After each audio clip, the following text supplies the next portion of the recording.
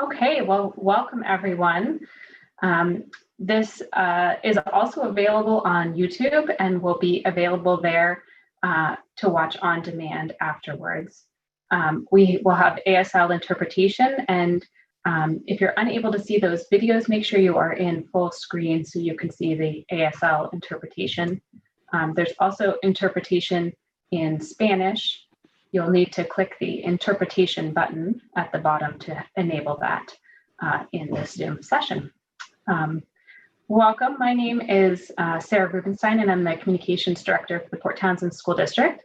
On this call today, we have Sandy Gessner, who's our incoming superintendent, and we're also joined by our principals, Teresa Campbell from Blue Heron, Carrie Earhart from Port Townsend High School, Lisa Condren from Salish Coast Elementary, and then Shelby McMeekin, who's transitioning from Salish Coast as the assistant principal to our special ed director office for next school year. So Sandy is going to welcome us all and share a presentation. If you have questions, if you use the question and answer feature, it says Q&A at the bottom, you can put those questions in and that will help us keep track of them. I'll also be monitoring the chat for any questions. So it'll just take us 1 second to get our presentation up. Thanks all for joining us.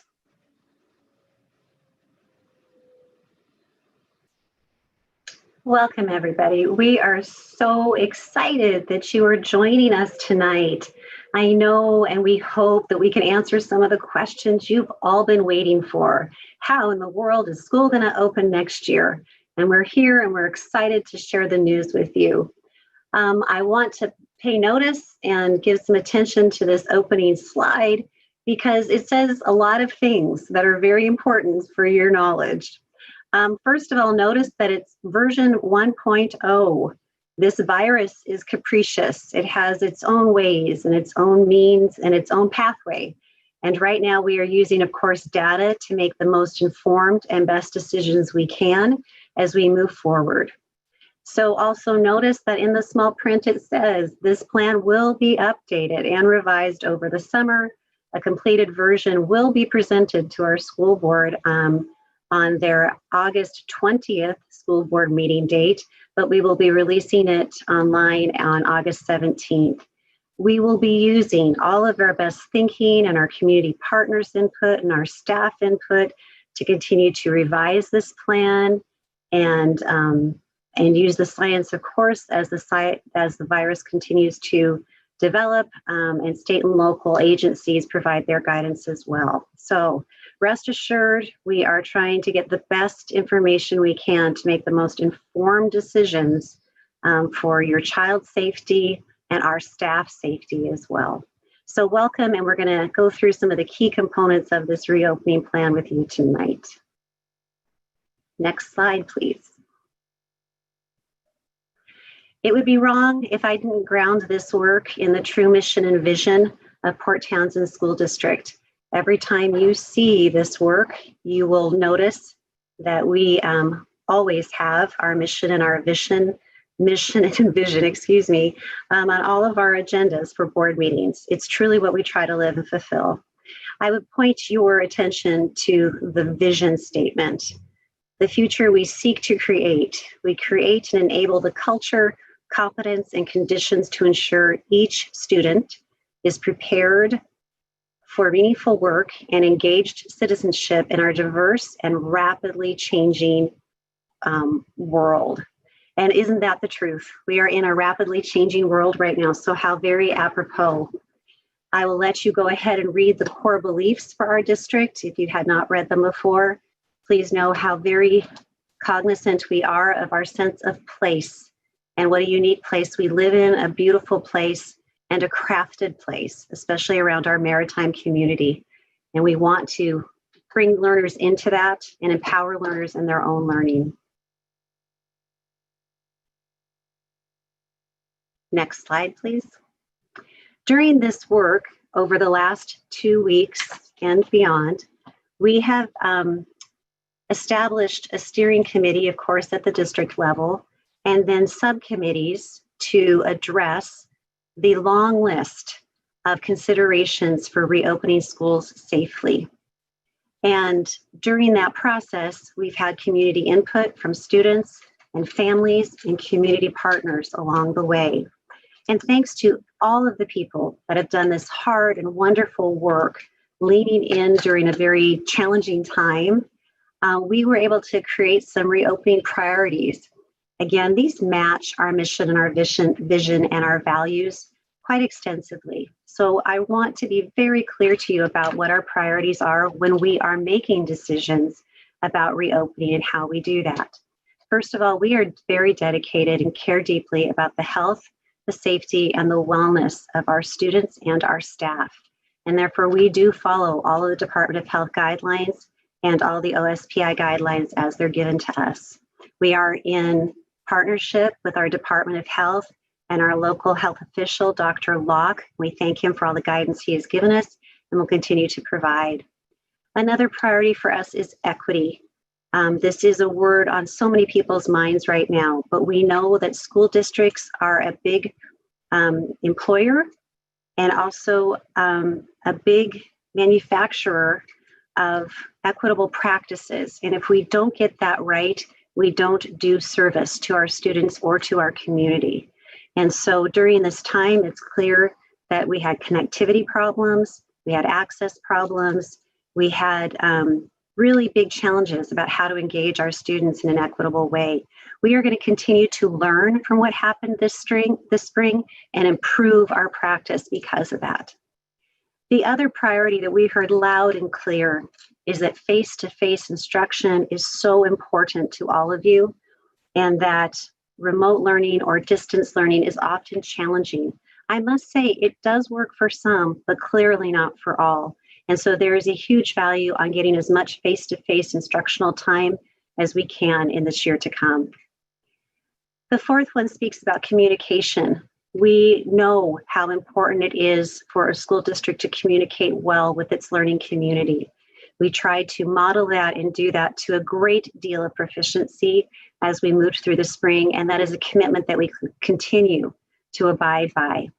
So please think of us as partners in communication, and then let us know when we're not doing a very good job.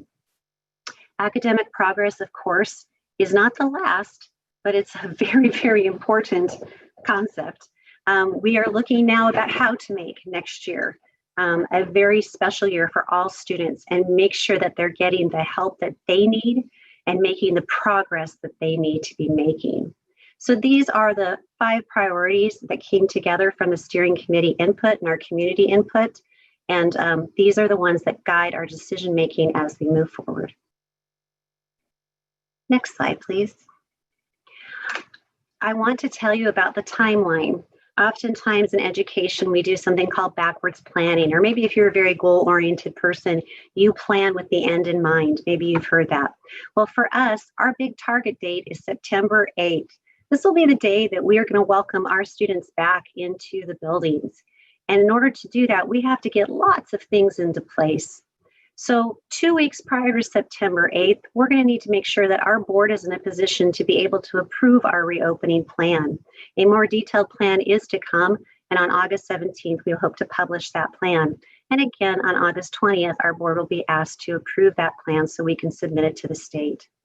Prior to that, in August, the beginning part of August, somewhere beginning August 1st through the 14th, we're going to need to invite some focused planning groups back, whether that's same subcommittees or different subcommittees. We're going to need to work with our community and our staff again on making sure that we've thought about all the most important things and that we have all of our operations and facilities in order, ready to go, and that teachers feel prepared, ready to go, and that our students in our community are well communicated with and know somewhat about how things are going to look. So we look forward to that preliminary work at the beginning of August. Now, July is going to be an important time because I'm going to ask everybody to try to have the best summer month of July they can have. It's going to be important for you all out there, teachers and staff and students and families, to feel some joy and some excitement and some sunshine on your face and some really good downtime. Let's face it, this has been a very challenging time. We're in the middle of probably the greatest adaptive challenge of most of our lifetimes, and that comes with great emotional stress. We need to take care of ourselves right now, and we need to take care of each other. So I really encourage you to rest up and do and find the things that bring you joy and just spend time doing them. Meanwhile, people left at the district office and I will be analyzing the data that we're collecting from our surveys, both from staff and from you all, and working with union leadership team and facilities and technology to make sure that the foundational support is there so that when folks get back in August to start doing the work and we launch again on September 8th, we are ready to go. And of course, that leads us to tonight. It is June 25th, but as we've said before, we've been working for a few weeks on how to best plan. And that's what we're here for tonight, is just show you some of our thinking, our best thinking in this moment. One thing that you all need to know is that in cases like this, during a pandemic, we are governed by the Department of Health guidance, the State Office of Superintendent of Public Instruction, as well as our local school board. All of these agencies play a very important part in helping us make the best decisions we can in the reopening plan. You'll see here some things that I'm sure do not surprise you, but in order for us to reopen, we have to promise that all of these elements will be in place. First of all are the cloth face coverings. There is quite a controversy about these. And we know that it's not second nature for any of us to wear a mask. But I think what a mask says to someone else is, I care about you and I'm in this with you and we're going to get through this together. The mask is one of the ways that we provide a layer of protection, one of many ways we provide a layer of protection. Along with the masks, we are going to be doing health screenings. There will be an attestation done each and every day for every staff member and every student as they come into the school buildings. Along with that, we will also be needing to take temperatures. Now, I'm going to be honest, we haven't figured out exactly how all of that works yet, but we're well on our way to problem solving. We are going to make sure and ask that anyone, staff and students, if they are sick, that they stay home, even those that have been exposed to COVID and are not symptomatic. The fourth element in this plan is having to maintain the 6 feet distancing, the physical distancing. I have been on many webinars that talk about these layers of protection. And while you may or may not agree with any of them, I know that altogether, these are the best recommendations for our safety. We will be washing hands and using hand sanitizer throughout the school day. And we will be upping our game on cleaning and disinfecting. And then when someone does have symptoms, we will be separating those folks so that they do not expose anybody else. And the other thing is that we'll be paying attention to our ventilation in all of the classrooms and throughout the school buildings. So these are some of the health and safety requirements from the state level that we will be observing in order to open schools. This is our decision-making matrix. And as things continue to evolve, we know that there'll be different forks in the road to take. Right now, in complying with the directives, we can answer yes, that we can abide by those directives. And what that leads to is the plans that you'll see tonight about the 3 different school buildings and how they all will be providing more face-to-face time come in the fall. Right now, our best plan for Salish Elementary is that the elementary students will be receiving in-person, face-to-face instruction 4 or 5 days a week with social distancing and those layers of health precautions. I mentioned 4 or 5 days a week, depending on, goes back to the little orange box, depending on staffing availability and the virus risk phase. When we go below the elementary, you will see a box that says blended learning. Both our middle school and our high school will be providing a blended and face-to-face learning opportunity. Students will have face-to-face in-person 2 days a week with social distancing and health precautions. And then there will be 3 days a week of high quality distance learning. We have learned a lot from our work in the spring and are pleased to talk about version 2.0 of what distance learning can look like. And then finally, we know that not everyone is going to be satisfied with even the best precautions we can take in a building. And so we are ready and stand ready to provide distance learning opportunities when students cannot be in the building. I'm going to back up one and say one other thing as a caveat.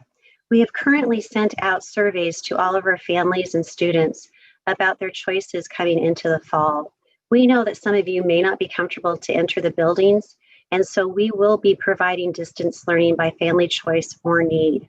We do not at this time know exactly the amount of people that may choose this, and so staffing for this and design of this is yet to come. But we know that this might be a great need, and we want to make sure that we could offer it to our learning community.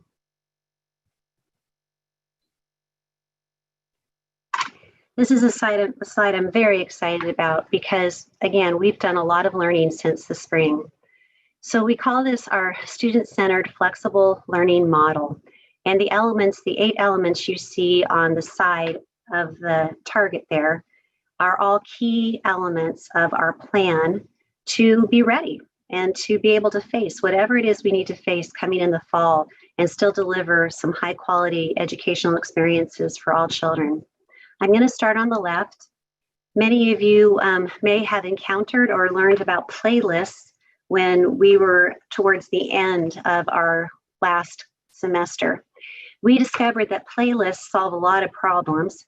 First of all, what it provides is a very common platform for the weekly learning goals and learning targets to be communicated. And then for all of the resources that are needed and the activities that are suggested to also be shared and communicated. And finally, there are ways too with these playlists to incorporate student voice and choice, even when it comes to assessment. So the weekly playlist is one part of the one-stop shop we'd like to create in order so that students, regardless if they're home for an illness or whether they've been quarantined or whether it's their days not in face, will have access to their learning. The next one, the next bubble under, is an e-learning website. We learned and we heard that what we did in the spring was too cumbersome and too hard for families to try to navigate and for students to try to navigate. So we are dedicated to creating a one-stop shop on our district website, where once you log onto our district website and you go to the e-learning page, you will be able to easily find your teacher's name or your content area and access those playlists so you have easy accessibility to the learning targets and the plan for the week. We will continue to offer an online classroom format, and that is our Google Classroom.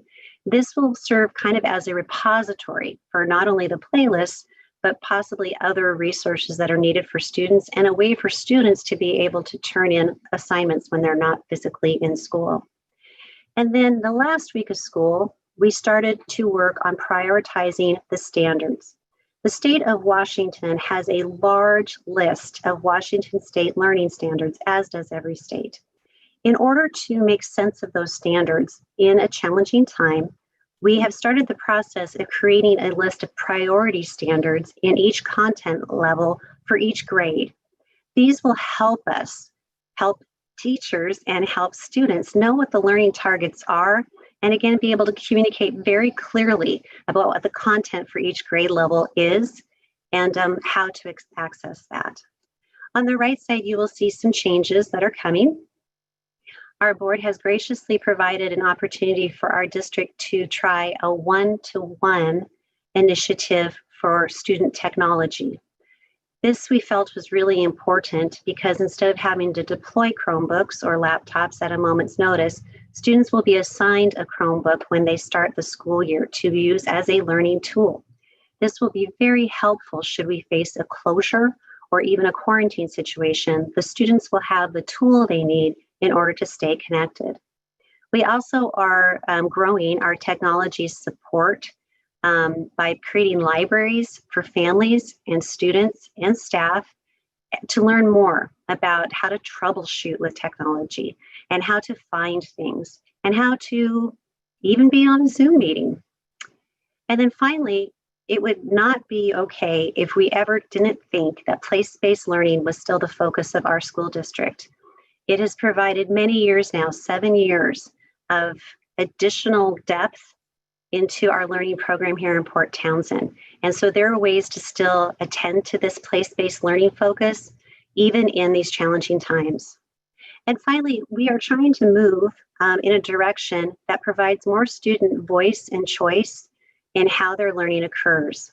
We know very much that students have had an opportunity to engage differently in the past 4 months. They've been offered a lot of choice and variety in where they paid their attention to, and we need to continue to provide voice and choice for them as they're involved in their own educational success. We promise you that in the upcoming year, we will have consistent digital platforms that again make what we do easier to access. We are building our e-learning web pages now on the district website, and teachers will be engaging with this when they come back prior to the school beginning. Our online classroom spaces are for our very younger kids, Seesaw, and for the rest of our students and classrooms, it's Google Classroom. Many of you are aware and use already the Skyward system for attendance and lunch balances and grades, permission slips and registration. That will continue to be our platform. And then to manage documents and the creation of documents, we use Google Drive. And finally, for times that we need synchronous video capability to meet in a virtual space, we use Zoom.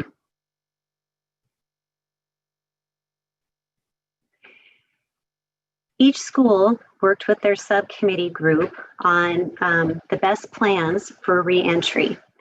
And I will turn this over to Lisa Condren, who is principal at Salish Coast Elementary, to describe their recommendations for the opening of school. Thank you so much. As you know, we feel it's really, really important for our youngest students to get back to school because the foundation of learning is in the youngest years at the elementary school. So we are very fortunate, and thank you to the wonderful community members and taxpayers of Jefferson County and Port Townsend that we have a brand new skill building with a lot of flexibility. We have movable walls between every classroom. So with my team, we looked at a plan where we could essentially double the classroom space for each class and have enough space for that physical distancing to be able to create 6 feet between students. So this is why we have the opportunity, and there's still a lot more planning to do around this with details about how we'll work some of the logistics, but we're starting to flesh out those plans, and your input will be important to us regarding that. And we are very excited that we have the opportunity that we could provide this because we've heard from our families and students and our staff that a lot of our students really, really struggled without being able to go to school, and that our youngest learners do need to be in school for families to be able to get back to their jobs. So we're excited about our plan and look forward to getting more of the details in place. I'd also like to invite Teresa Campbell, who will be talking about the Ocean program and then talking about Blue Heron Middle School. Okay, so for those of you who are not familiar, Ocean is our K-12 ALE parent partnership program. So with that already being a mixture of teacher-directed and family-directed learning as part of the programming, Ocean should be able to continue on in a very similar schedule to what they already do for in-person and what they do for at-home learning with that parent partnership. So with that, again, depending on size of classes, we're just going to possibly have to be creative about the physical distancing and how we fit all of the kids in those spaces with the 6 feet apart. And then for Blue Heron Middle School, we are going to go with an AB cohort rotation. So an A cohort would meet in person 2 days a week on Mondays and Thursdays, or cohort B would be meeting on Tuesdays and Fridays. The 3 days a week blended asynchronous learning would still continue to happen at home through those playlists. And then on Wednesdays, there would be time for extra support for select students who need that extra support. With our program, the plan as of now is the cohorts would stay together primarily in one classroom, including lunch, for the majority of their day. We will have 4 core classes: math, ELA, science, and social studies. Each student will have 1 elective, 1 academic success period of time. We think that's really important to continue with that, likely first thing in the morning as students are coming in, and making sure that the blended model is working well with their asynchronous learning and their face-to-face learning. We'll have lunch and social emotional learning time together. Again, very important to us that kids have that opportunity to have those social emotional lessons and just that time to have the discussions with each other. And then, of course, accountability and regular teacher feedback is an important part of this model. Thank you, Teresa. Hi, everyone. This is Carrie Earhart, high school principal. So as Teresa Campbell already explained, we also at the high school will be following an AB cohort, having one group of students attend on Mondays and Thursdays and a second group attend on Thursday and Friday. So that will give all students an in-person 2 days per week experience with their teachers within their 6th period day. Then on that Wednesday, we will be blending that, and that will allow students who are doing well to stay home. And for students who need some extra support, they will be invited in for extra classes with teachers or specialized help. At the high school, the masks and the social distancing will be extremely important because we are going to run a 6-period day for our students so that they will be moving throughout the school during the day and in their various classes. One of the things that we will be doing, as with all the schools, is in supporting that 6-foot distancing, our classrooms will be rearranged so that there will only be enough desks or seating spots to accommodate those reduced numbers. So class sizes will be relatively half of what they have been traditionally on any given day, which will be nice for those students. So in addition to the physical distancing in classrooms, we're also going to run a second lunch period. Currently, high school students have the opportunity to not only eat down in our cafeteria, but on a nice day, many of them are outside or will be in the library. And we will be able to continue that with proper ventilation because we will essentially have no more than a quarter of our high school students ever having lunch at one time. The other pieces that are really important to us is making sure that there's accountability and regular teacher feedback. As Sandy Gessner said earlier, we've learned a lot since moving into the digital platforms in the spring, and teachers have really worked to master a lot of those elements that will make the learning a lot easier for students in the fall, as well as parents who have been helping their students when they are at home. The other thing that our Wednesday will include is some specialized Zoom sessions for students who maybe aren't of the critical need that would need to come in for more face-to-face support, but still want to make sure that they have an enriching experience on Wednesday. So Wednesday will be blended of some in-person learning, some asynchronous learning, and some Zoom sessions for our students. Thank you, Carrie. So as we were planning for reopening, there were separate subjects that were really very critical in thinking about. So the first was the physical wellness, again, following all Department of Health directives. We believe that in the fall, a recommendation will be to have our families sign a health compact, understanding that as we move forward, it's going to take all of us working together to make this work. We will have dedicated entrances for each cohort. And a cohort is just a fancy term for a group of kids. Think of it as a class or maybe 3 classes all together that become a cohort that are directed to a certain entry for one of the school buildings. At this time, the best recommendation is that only staff and students will be allowed in the school buildings. And we know that this is going to take a lot of staff and student training as we move forward with all of those qualifications. Social emotional wellness, we know that this has been a tough time for all of us, but we also know that children experience things in their own unique ways. Some of them have a lot of resilience, and for them, this is just a wonky time, but there's really nothing else wrong. For others of them, they've lost connections, they're grieving the loss of perhaps friends or time with their teachers, or even the normalcy of a school day. So we know that we need to tend to our social emotional wellness, staff and students this next year. And so when students come back, we will be doing some social emotional screenings and evaluations for all students. This is nothing like a level of a professional. This is just, how are you feeling? What's important to you right now? What did you like about being gone from school? What did you miss? So just know that we are going to be tuned in to our kids more than we've ever been, and want to make sure that that we're supporting that. And there is a lot of great things that can be done.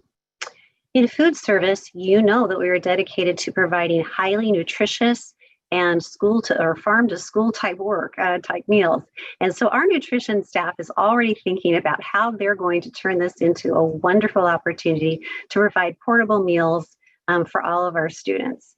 Most of our students will be eating inside the classrooms, especially at the elementary level, but we have dedicated staff that are going to maintain high quality scratch cooking with local ingredients, just as we've come to expect. And of course, we will follow all USDA meal guidelines. Next slide, please. So the facilities are going to be working overtime this summer to prepare our spaces for physical distancing. And a big shout out to Justin and his crew who did all the measuring so we could finally get to a point of who we could get into the building and how many we could get in. We will be making sure that we install health and safety signs, again, part of the re-education process. And we will be setting up entry health points, checkpoints. We will be supplying PPE for district staff, and then hand sanitizer in areas with no sinks.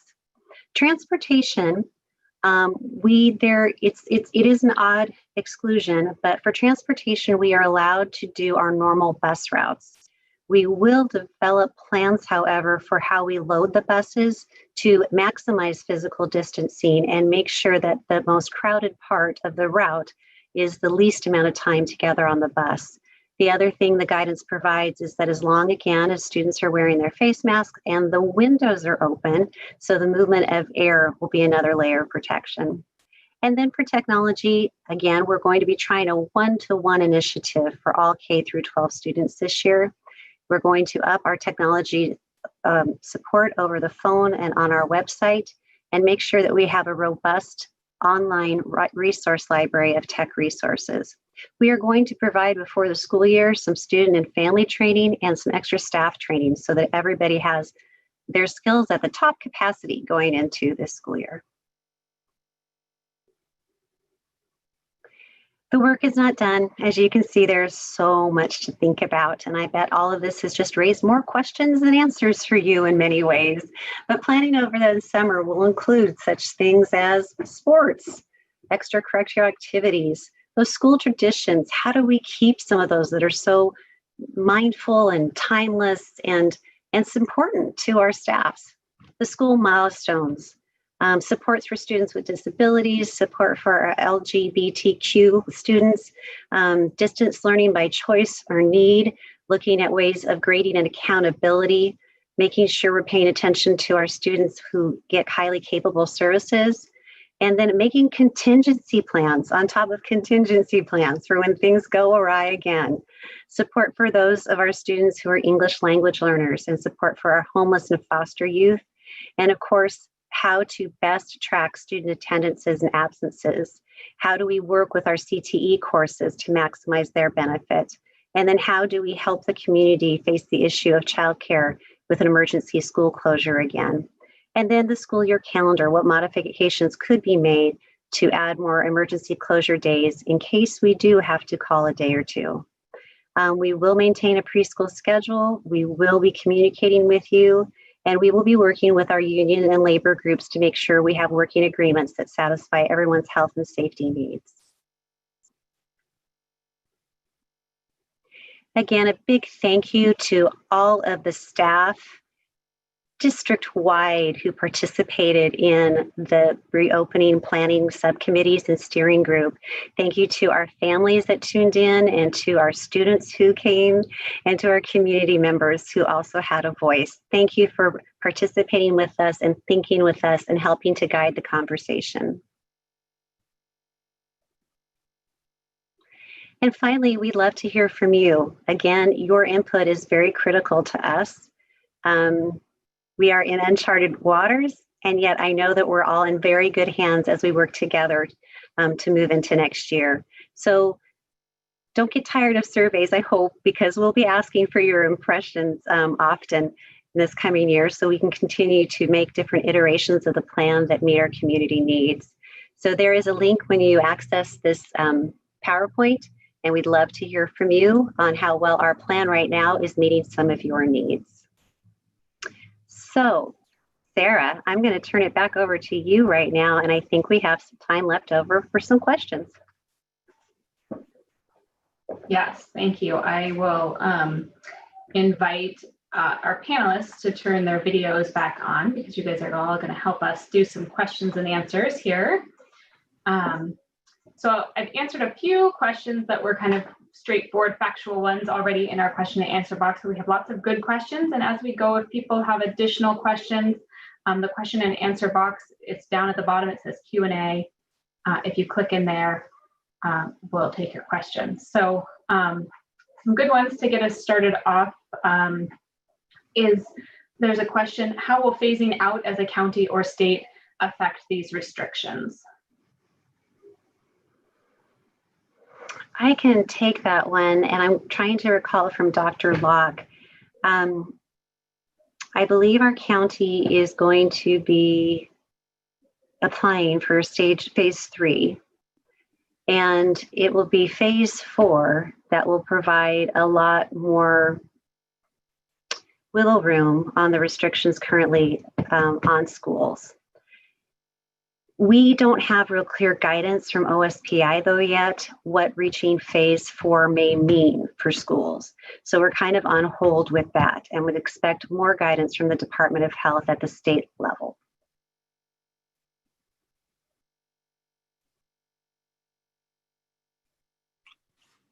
Sarah, you're on mute.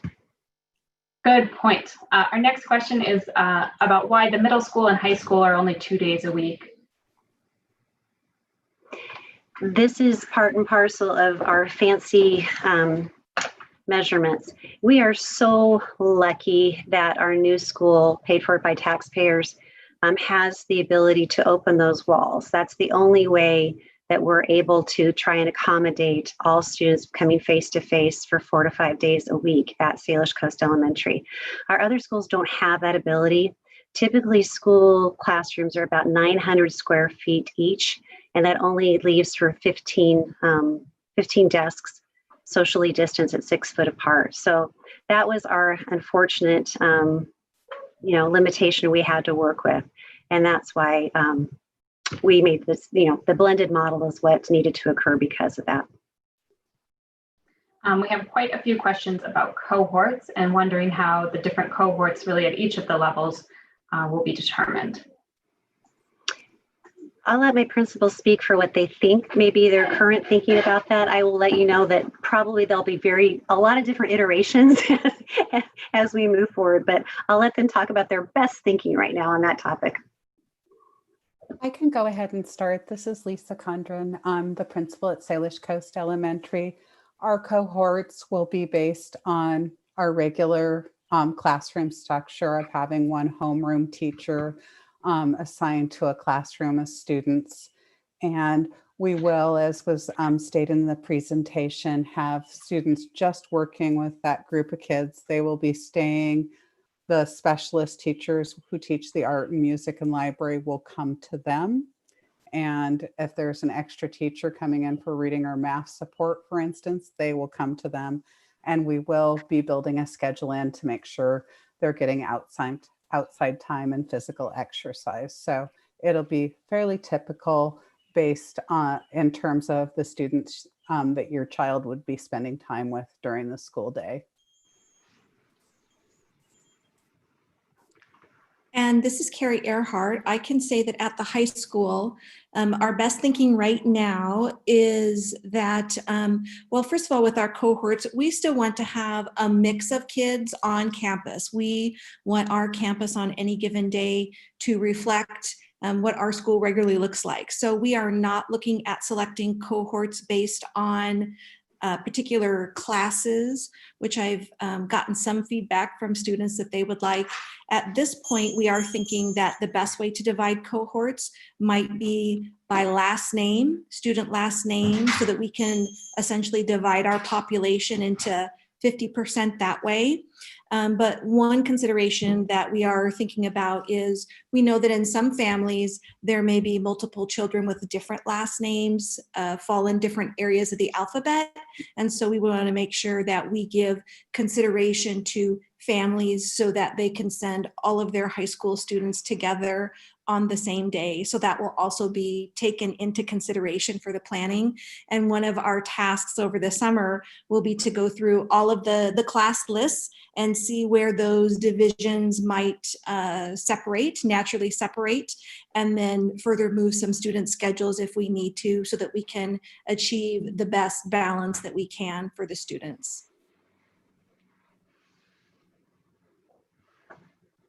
And again, at Blue Heron Middle School, just preliminary plans for right now, but have been in a lot of talks with our school counselor, Kirsten Bledsoe, who wants to make it very, very clear that our number one priority would be social emotional for determining our cohorts and making sure that kids have at least a friend, a couple friends in their cohort they feel comfortable with and would want to spend their day with.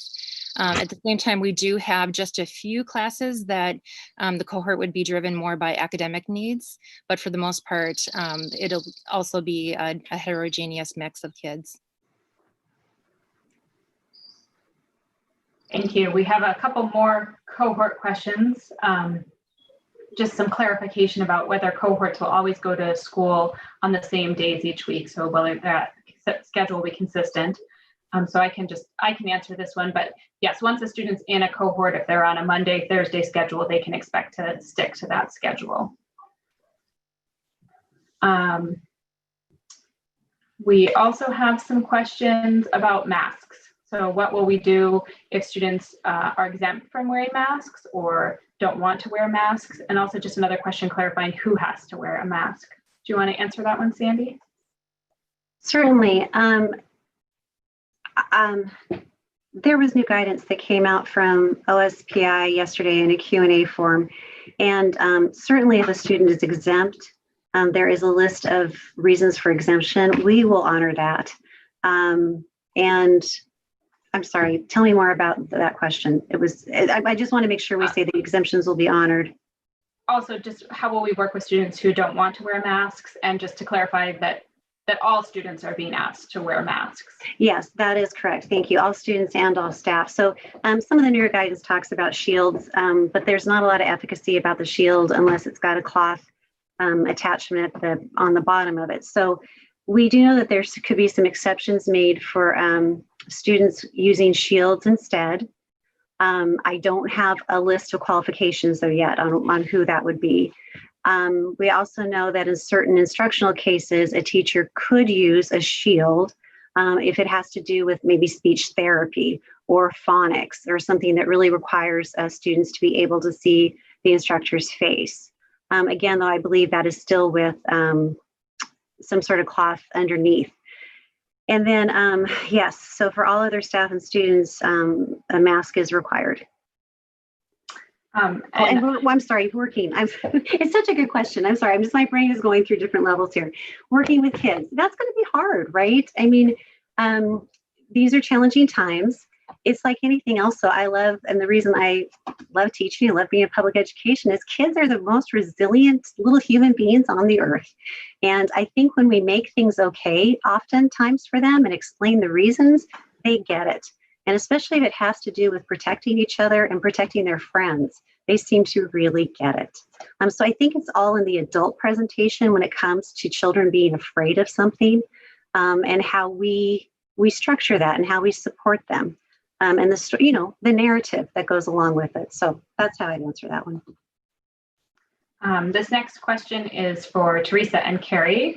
They're wondering, will there still be electives at Blue Heron and the high school? So I can answer for Blue Heron. The plan, again, at this time, what we can fit in is one elective. So 4 core classes, 1 elective, academic success for all, and social emotional learning for all. And at the high school, we will be running our elective classes.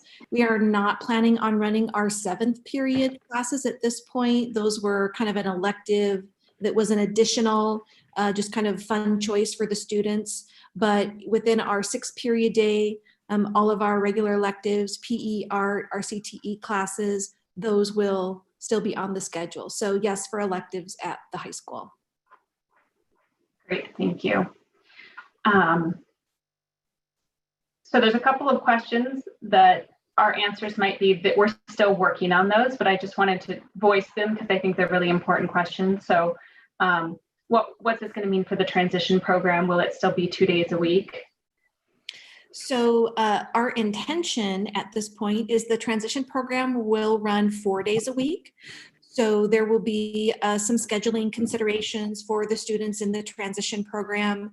They are part of our life skills program at the high school, and it's our goal to run life skills 4 days a week. So the plan right now is that the students enrolled in transition will attend school on Monday, Tuesday, Thursday, and Friday. Thank you, Carrie. So we have a few questions about sort of the home learning time and the blended learning schedule. What will the home learning schedule look like for Blue Heron and the Port Townsend High School? Will there be scheduled Zoom classes like there were in the spring when the kids are at home? And there was another question as well about, will students just be working on their own?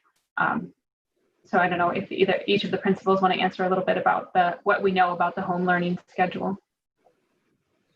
So at the high school, the home learning schedule, there's actually a couple of different paths that it could go, and some of it may be depending on the comfort of the teacher, because when the cohort is at home, that teacher is teaching another group, another cohort on that day. So I know that some teachers have already told me that they would be comfortable Zooming so that students who wanted to tune in from home could see what was going on in the classroom. For most students, though, that would either be a repeat of what they had yesterday or a preview of what they will have tomorrow, which for many students may be a benefit. For the other students who don't access that, or for the teachers who don't choose to put that into their playlist, the students will have appropriate independent work to do, either as a precursor to the class that they'll be attending the next day, or as a review or follow-up or independent work or project based on the classwork that they had the previous day. And I can't really answer to that level of detail yet, other than to say in ours, we are looking at a schedule. It will not be the Zoom instructional meetings like you had for the pure distance learning. So I think, again, once we get more guidance from OSPI and what the attendance has to look like for engagement and student engagement outside of our in-person time, similar to what Carrie said, our teachers will be teaching during the day, that second cohort. So it wouldn't be something like you have experienced while we're doing this blended AB. But at the same time, I do have, as of right now, worked out a schedule where teachers would be having an assigned time to check in with students. So whether that's through Zoom or a way of doing that asynchronously, where they're doing a check-in, we're working on those details. Great, thank you. We have a question just about preschool. So I don't know if Sandy can answer that, what our plans are for preschool. Well, we're doing preschool. And they are already in different groups or different cohorts. So we will be seeing how the guidelines can apply to them. There will be a lot of different adaptations for the littlest. So we'll do the best we can, but we fully intend to be offering our preschool program. We have just a couple more comments about cohorts. One comment that it will be very difficult for families who have children who attend, for example, Salish Coast and Blue Heron, if they have one student going 4 or 5 days a week and an AB schedule, and that they would rather an AB schedule. So I will just say we will put the link to give some feedback. So that's great feedback for us, but I don't know if anybody wants to address that more than just we appreciate that feedback, and we'll take that into consideration. Well, I think we're very aware that we, to our best of planning, will try to accommodate. But yes, under these extraordinary circumstances, there may be some of those instances, but we will try to make those few. Our next question I can answer actually, which is about will K2 students have touchscreens available to them? So we have made a plan for our kindergartners to be issued touchscreen iPads, and for our first and second graders to be issued touchscreen Chromebooks. That same issue came up in our planning committee, so thank you for that.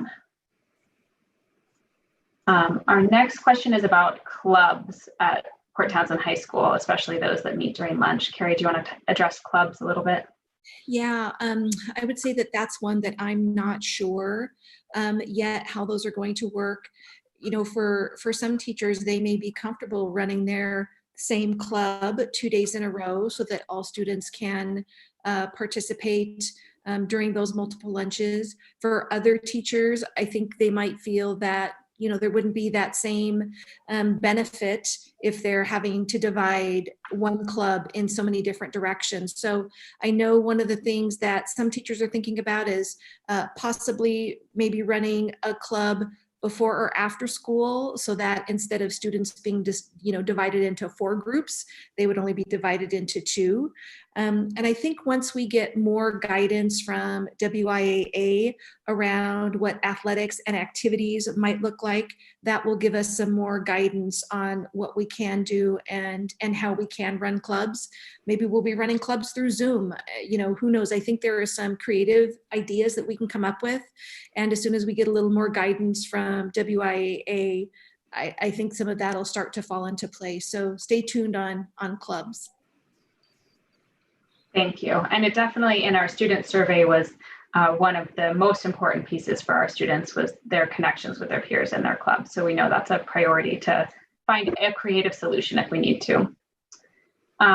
Some other good questions. Will families that have kids in Blue Heron and Port Townsend High School be on the same cohort days?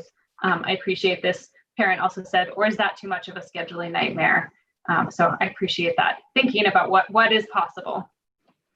I saw that question comes up later as well. And I was actually going to mention that when I said that, but that's definitely given as we'll be working with the high school to try to, as much as we possibly can, get families together on the same cohort days. Agreed. Mm-hmm. Great, thank you. There's a question about, I'll just read this question. Is there any effort being made for testing, given that the fact that many cases of COVID, especially for young people, are asymptomatic? Also, is there anything planned to account for teachers that may be sick or quarantined and need to be replaced for an extended period? So we, under the guidelines, testing doesn't fall in the school district's area of the things that we have to put in place. We know how important testing is going to be to how the virus gets contained. So we're aware of that, but at this time, that's not part of our planning. But when it comes to, I'm sorry, the second part of that question, it was. Then also, what will we do if staff need to be quarantined or out for an extended period of time? So what we're doing is we are trying to build up our sub staff. And we're making those phone calls now to see which one of our which groups of substitutes are willing to come back. They will also be invited to come back this fall to do more training. And we're hoping to have a more robust group of substitute teachers ready to go because we know that that's a real possibility.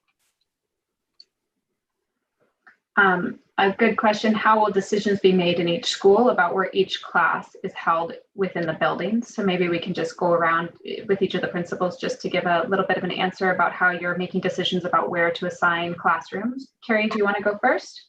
Sure. So at the high school, all teachers will be assigned into their regular rooms. And as I said earlier, we'll be working with furniture and then adjusting the class sizes by the cohort on any given day so that that room will accommodate those students. Then on Wednesday, when we are looking at bringing in some students for some that have some specialized learning needs, some of those groups may be larger. And for that, we will use spaces potentially like our auditorium and or maybe our commons to hold some slightly larger groups with teacher and other adult support. Teresa, you want to go next? So at Blue Heron, we anticipate having 3 cohorts of each grade level on rotation A day and 3 cohorts of each grade level on rotation B. So we are able to accommodate that within a pod. So within a pod, there will be all 6th graders for the majority of their day. That'll be their sort of homeroom or base where they do most of their learning. They will also attend their science class in the science classroom that's closest to that pod. And then the same for 7th and the same for 8th. So the only real movement we anticipate would be going to science class or going to an elective class. So that's how we made those decisions. And at Salish Coast, our class sizes for our younger students are smaller, generally somewhere around 18 students per teacher. And at the 4th and 5th grade level, that becomes, more closer to 25 to 30 students. So we are looking at our building and trying to keep grade levels together, but also looking at the size of classrooms and the number of students that'll fit in there to meet the social distancing guidelines. Lisa, could you also just address kind of a related question, which is space? I'm reading the question. So space at Salish Coast was pretty tight. How are you finding space for the distancing, and will classes be in the gym or cafeteria? At this point, there is no final decision. We are still about where each class will be placed because we are still waiting for the data back from all of you about, are you going to be coming back to school? Are you going to be engaging in distance learning? But the way we were able to create more space than it seems like we have if you've been someone whose student is attending Salish Coast is that we are not keeping classrooms for our specialist programs like art and music, and we are not keeping classrooms for our intervention teachers. Rather, we're going to have a workspace for them that they will have for dedicated planning, but they will be using carts to go to classrooms because the health department suggestions do not say that we should have kids, for instance, 7 groups of kids going to an art room throughout the day. So since we can't do that anyway, we're going to repurpose all the classrooms we can to meet the core homeroom so we can accomplish that social distancing. Thank you, Lisa. We will take a handful more questions, but we're not going to go on much longer than 6:30 here today. Questions that don't get addressed, I will encourage you to put those in your response to when we share that survey as well, so we can keep addressing these questions as we share more information. So Sandy, the next question is, what's the timeline or requirements for the health regulations to be lifted and things to return to normalcy? Oh, that's a great question. And I love that. Thank you. So in talking with Dr. Locke and listening to Dr. Locke, the best I can tell you is that Dr. Locke says this whole thing is not over until a vaccine is created, until there is immunity to this virus. So I can't say what that timeline will be. The best hope is that a vaccine might be available to us as early as January, but I've also been told that it's not simple as just having a vaccine, it's getting everyone immunized. So my hope is that next spring looks different, that next spring starts to bring some real promise of getting back to just normalcy.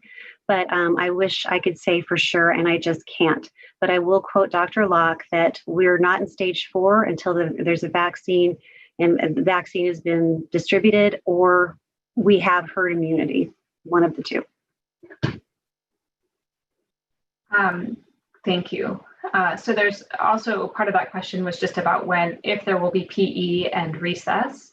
And because maybe each of our principals might answer, there's kind of related questions as well about high school orchestra. And for high school students, if there are no sports, how will students meet their PE requirements? So maybe Carrie can start addressing orchestra and PE, and there's no recess at the high school, and then we'll go to Blue Heron and then Salish. Okay.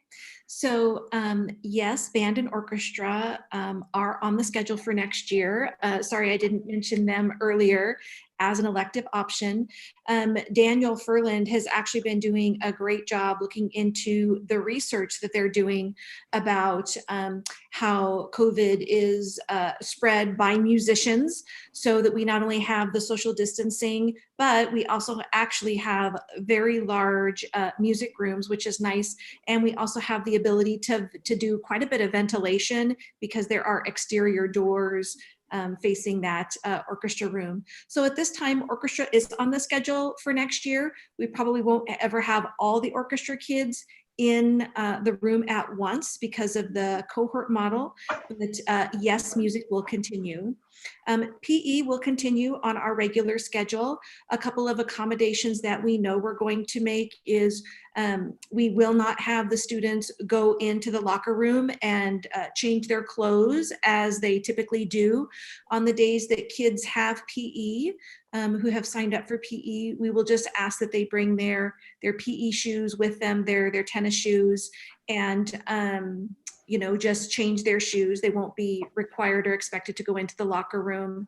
And then as far as activity with the PE, I mean, the PE teacher is already thinking about appropriate activities, maybe a walking or a jogging program, yoga, stretching, maybe some hip hop dance where, the students would literally have their own space on the floor, but would maintain that social distance and not interact in a physical way with the other students. Blue Heron, do you want to answer about PE? So as of now, again, PE is absolutely in our schedule. It is going to be something planned for all students to have one, if not both. I think 6th grade is currently slotted to have both of their days of elective being PE. And then the 7th and 8th grade would have the option of the music and art as the other day of the week option that aligns with the PE once a week. And then Lisa, would you like to address PE and recess? Absolutely. So yes, at Salish Coast, we still plan on having PE. We will be going towards having it outdoors as much as possible because that is the recommendation as the best way to do it. As far as recess goes, we will also be having recess, but we will be maintaining that social distance at recess. So that will mean probably having more like 4 classes go at a time and being in 4 separate areas. And to give the students some variety with that, we would rotate the time they get in each one of those areas. Great, thank you. So we're going to do just one last question for now. I want to say I see a number of different comments or questions that are also sort of just feedback for us about cohorts, about some other suggestions people have about transitions for students. So we see those and we will bring those back to our planning teams. This is not a final plan. I think one question maybe we haven't addressed with enough clarity is just around how those exemptions for students will work for masking, whether they'll need to have a doctor's note or a form. And I know that might be an important one to address as our last question. Okay. I take another question. I'm going to go find the OSPA Q&A because it really just talked about it last night. So let me go find that. Take one more question. I'll be right back. Well, great, because that gets us one more question. So that was lucky. Let me find another good one that I think will help. I think that the senior project question, so for you, Carrie, do you know yet about senior projects for next year at the high school? I would say no, we have not made a decision yet on the senior projects. I think one thing that's likely is that we would still have the seniors work on their project idea. They could certainly do the research component of the project. And then depending on how things progress, I think the big part is that public presentation, which is an important part of our process. That may be the piece that we have to forego. But I do think that some element of the senior project will move forward next year. It's a local graduation requirement. It's important to our district. And I know that's something that is important to our school board. So I expect that it will be in place next year. What the exact format would look like and whether or not there will be the public presentation, I can't say. But as far as the project and the work around it, I believe that will still be in place. Okay. Hey, Sandy, do you have a answer? Yes. Yes. So on the DOH website, you can find, just go, Google exemptions. And this is the California Department of Health. So some people should not wear cloth face coverings. Children under 2 years of age, people who have disabilities that prevent them from comfortably wearing or taking off face coverings, prevent them from communicating while wearing face coverings, people who have respiratory conditions or breathing trouble, and people who have been told by a medical, legal, or behavioral health professional not to wear face coverings. So those would be the exemptions. And I will add to that, just for some clarity, that part of our beginning of the year communication with families will be some documentation. And so we might not have all those pieces worked out, but families will have some clear expectations about how that needs to be documented for us. Yes, thank you, Sarah. Yes. Well, I want to thank all of our panelists for joining us, Janelle for doing our ASL interpretation, and we have our teacher Rita Aubin doing our Spanish interpretation as well. We do have all of your questions saved here, so we'll be able to address those as we continue to revise our plan. I'm going to put right now in the chat a link if you're ready to, if you feel like you took this information in and are ready to give us some feedback on our plan. You can fill out that form there. And then this webinar is available on the school district's YouTube site, so you can rewatch it or share it with folks who couldn't join us. We had about 130 people join us here in Zoom and on YouTube, so anybody can access that anytime. And then we also will be sharing the full reopening plan, which has a couple of more detailed information as well as these slides on our website as soon as I get it up this evening. So give me an hour or so. Any other closing words from you, Sandy?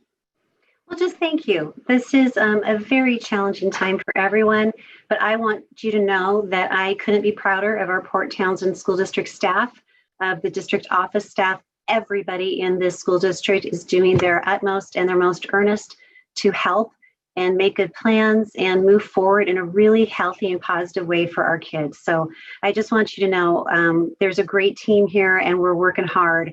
And thank you for joining us tonight. This means a lot to us. So thank you.